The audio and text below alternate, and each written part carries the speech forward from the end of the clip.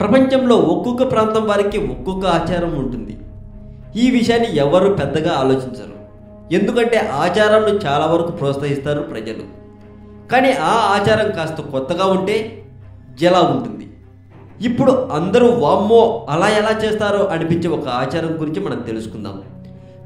పెళ్లి తర్వాత భర్తకి తప్ప ఇంకెవరికి చూపించకూడని అందాలని పెళ్లిలో తోటి ఫ్రెండ్స్తో కలిసి టచ్ చేయించుకుంటూ నవ్వుకుంటూ హ్యాపీగా సెలబ్రేట్ చేసుకుంటే మరి పెళ్లి కొడుకు పరిస్థితి ఏంటి? అవును, పెళ్లిలో వక్షోజాలని తన ఫ్రెండ్స్ చేత నొక్కించుకొని వాళ్ళతో డబ్బులు ఇప్పించుకుంటుంది ఒక అమ్మాయి. ఈ వీడియో ప్రస్తుతం ఇంటర్నెట్లో దుమారం లేపుతుంది.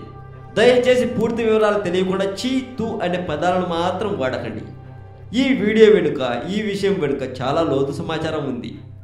ఈ అమ్మాయి అలా చేయడానికి కారణం తెలిస్తే ముక్కు మీద చేయి వేసుకునే వాళ్ళు అందరూ దాన్ని తీసేసి నోటి మీద చేయి వేసుకుంటారు. ఇంతకీ అక్కడ పెళ్లిలో ఏం జరుగుతుంది ఇప్పుడు మనం తెలుసుకుందాం. కొత్తగా పెళ్ళైన వధువు తన పెళ్లి పూర్తి చేసుకుని తన మిత్రులను కలిసేందుకు వచ్చింది. బంధుమిత్రులు, పెద్దలు, స్నేహితులు అందరూ ఉండగానే పెళ్లి కూతురు వద్దకు వచ్చిన ఓ యువకుడు ఆమె చేతిలో డబ్బులు పెట్టాడు. ఇంతవరకు చూస్తున్న వాళ్ళు ఏమీ పట్టించుకోరు, కానీ ఆ తర్వాత చూసే వాళ్ళే మాత్రమే ముక్కు మీద చేయి తీసి నోటి మీద చేసుకుంటారు. ఇంతకీ అక్కడ ఏం జరుగుతుంది ఇప్పుడు మనం తెలుసుకుందాం. వధూవరులకు కట్న కానుకలు సమర్పించడం సాధారణమే. అయితే ఇక్కడ మాత్రం భిన్నంగా చేతిలో డబ్బులు పెట్టిన యువకుడు వధువుకు డబ్బులు ఇచ్చి ఆమె వక్షోజాలను 2 చేతులతో పట్టుకున్నాడు.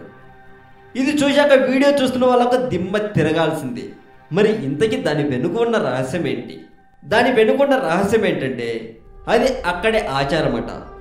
అబ్బాయిలే కాదు, అమ్మాయిలు, ఆంటీలు అందరూ పెళ్లి కూతురికి ఇలా డబ్బులు కట్నంగా ఇచ్చి ఇలా వక్షోజాలాన్ని పట్టుకుంటారు.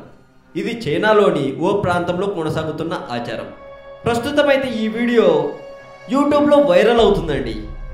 మరి ఇలాంటి ఆచారం గురించి మీ ఒపీనియన్ని వీడియో కింద కామెంట్ రూపంలో చెప్పచ్చు.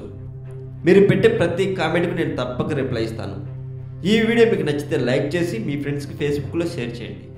మరి మరింత ఇలాంటి సమాచారం తెలుసుకోవడం కోసం సబ్స్క్రైబ్ చేయడం మాత్రం మర్చిపోకండి మన తెలుగు మోజో ఛానల్ని.